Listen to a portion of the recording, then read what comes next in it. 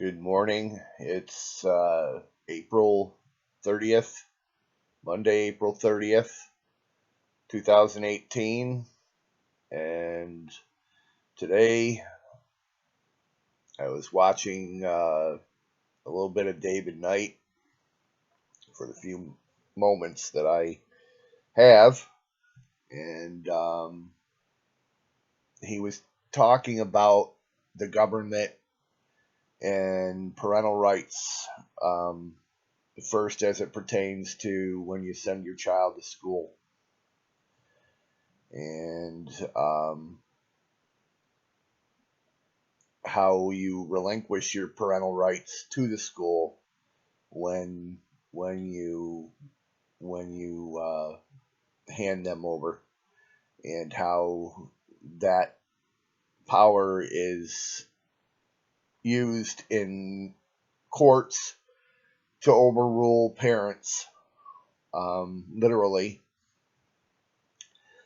to take your right to make decisions for your children from you. I agreed with him on those points, and I know how the school and the state go overreach. They overreach, and they think they can basically they can overrule the parent at will, and there's nothing you can do. Same holds true for vaccines. And if you don't give your children the vaccines that they order you to give them, then you open yourself up to not only you cannot send your children to school. In some cases, they will take your children from you. Um, no law, no constitutional basis for that, but they do it. They do what they want. And the reason they do these things, the reason the school, the state does these things, is because if it's not happening to you, then essentially you don't give a shit. You're involved in your own world, your family, your job, whatever. And it doesn't affect you, it doesn't touch you, so therefore you don't care. At some point, we're all going to care. Okay, on what David Knight was talking about. Then, of course, he gets to his pet project, his pet thing, which is medical marijuana. And he inserts it in every single conversation. It touches everything he talks about. Somewhere or another, medical marijuana gets involved in it. He can't. That's his thing. He talks about it every day. Yeah, you think he'd be the furthest away. The story that he's talking about could be the furthest away from anything to do with it, but for him, they'll always come. It'll connect, and there you go. So he's talking about parental rights and schools, and you hand your kids over to the school and the state, and all that, and he likened it to parents administering medical marijuana to children. Um, and I can only assume by the statement. I mean, if there's a prescription for it, you're in a state that has medical marijuana,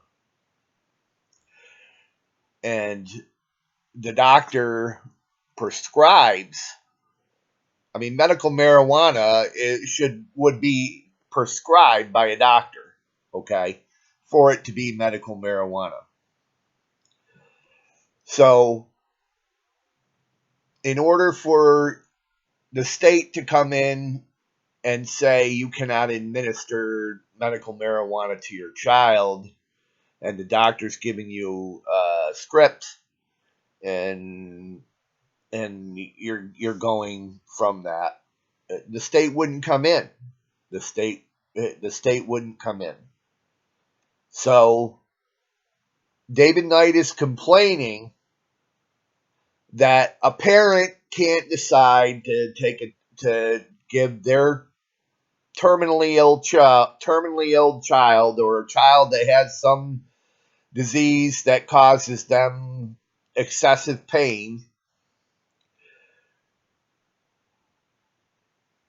that the state would take a child whose parent was administering marijuana to them for treatment for a disease where the doctor did not prescribe it for them, or they were not living in a state where there is medical marijuana. Okay. Uh, my position is, and anybody who knows me knows that I got kids that I have these arguments with, and all I hear about is the wonders of marijuana, and I never ever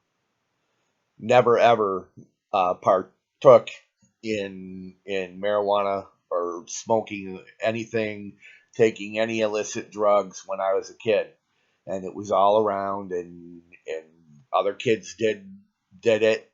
They didn't all do it like everybody. Some people like to think, oh, well, we all did it. No, we didn't all do it. Okay, just because you were doing it doesn't mean that everybody else was doing it. You just convinced yourself that everybody else was doing it because it makes you feel better. It helps you sleep at night. Okay. For me, wrong is wrong. Okay. Marijuana kills brain cells. The most stupid thing that I ever heard from any one of my relatives, my niece one time was extolling online on Facebook the virtues and the wonders of marijuana. Not medical marijuana, just marijuana, period. Recreational marijuana. And she was saying how it was so wonderful that it built brain cells, it regenerates brain cells. Okay. Where'd she get that from? She got that from her training out in that vast wasteland that is, you know, where our kids now roam. And they hear all this stupidity. Bottom line is, I don't care if it's it's an herb. Okay, it's an herb. Marijuana is an herb. Okay. But it is an addictive herb. Otherwise, nobody would have any use for it. Okay. It's dirty. It's you know, there's absolutely no reason that anybody would inhale that crap into their lungs unless it made them high, and it does. Okay, it not only makes you high, but it destroys brain cells, and when brain cells are destroyed, they're gone. They're gone. And when you argue with somebody who's defending the virtues of an addictive drug, and it's an herb, but it's an addictive drug. Okay, you grow it, you smoke it, and it gives you the intended high. Bottom line. Thing is, okay, as when I was growing up and throughout my life, I've known people that smoke marijuana. Okay, I've known some very good people, and still do, who believe that's the thing to do, and they do. Okay, and they're good people. They're wrong on marijuana, but it's a personal choice, and they're adults. Okay, they're adults and they make their choice. Okay, but when you turn that around and you take your your drug of choice, which in this case David Knight's talking about marijuana and giving marijuana to a child for pain and having your children. You deserve to have your children taken away if you administer marijuana or any other drug to your child that is not prescribed to you. Any drug that is not prescribed to your child by a doctor,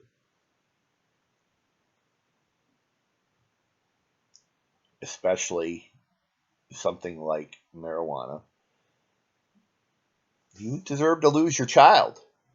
And the fact that David Knight could get on his platform and he could make it sound, he was making it sound like, oh, the big bad state, if you decide to do the compassionate thing and help your child with pain with an illicit drug like marijuana,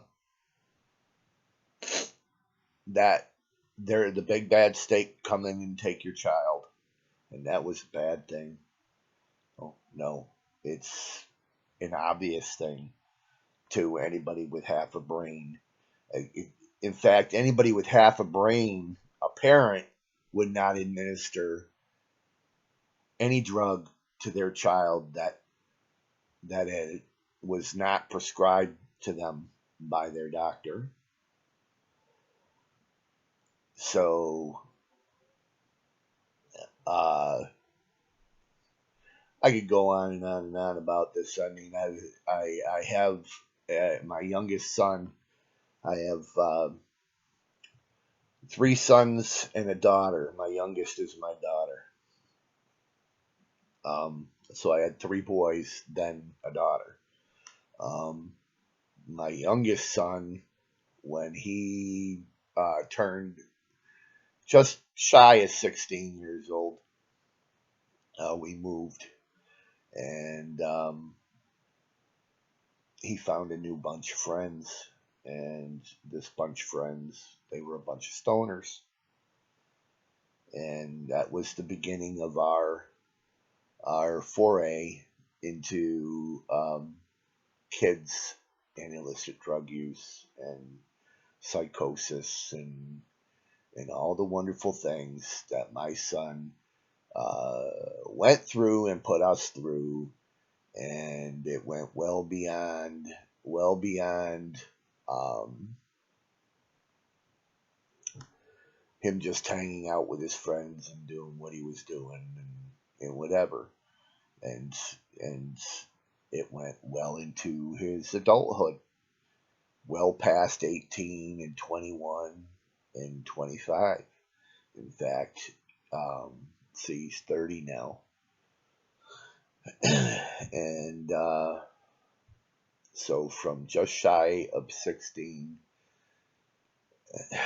how he's had the job that he's had for since just before his son was born, his first son, his only child. And that was when he decided he needed to get his life in order. And my grandson just turned 2 on the 20 yesterday. Yesterday my grandson turned 2, so it was just before he was born. And my son is 30, so he would have been 28. So we're talking 12 years of insanity, of him just out of control and running wild on us, and violent outbursts and choking me and holding me in headlocks until I couldn't breathe, and oh, we had fun. We had a lot of fun. and of course it was a lot more than marijuana. But we always talk about gateway drugs, and marijuana is a gateway drug. Okay, they start with marijuana. They always did it even back in the day when I was growing up. In the my teenage years came in the mid 70s to late 70s, and then early 80s. I graduated in 82. So, um, I mean, I knew all about it, and it would start with marijuana, and some kids were happy with that, and then you had the kids who and it's always peer pressure too, for the most part. I had the peer pressure too, but thing is I knew what I wasn't going to put in my body, and there was no friend or girlfriend or anybody that was going to be so important in my life that I was going to kill myself, that I was going to kill my body and kill my mind for them. And so I know all about marijuana, and it's a means to an end. And for politicians, it's the new thing now. They're trying to find ways that they can control us. And they know that a vast amount of people in this country love their weed. And they would love to be able to get it and not have to worry, go down and get a bag or whatever. They would love to be able to do it in the open, and and do whatever they do. But reality is reality, and for David Knight to say what he did, that tells me all I need to know. I don't need to know anymore. Okay, it's bad enough that every time I turn him on, he's got some way to connect into the marijuana. Wah wah wah wah wah. Give me my weed. Okay. Every single day on his show, it's the same thing. It's the same thing. It always comes around to it, and it drives me up the wall. And I know I've talked to other people, and it drives them up the wall. Okay. Then you got the people who love it. Well, good for you. Okay. I don't. I have no use for it. And every time I hear him talk about it, I turn off. And it's wrong. And those are my thoughts, and they're not going to change. Facts are facts. Reality is reality.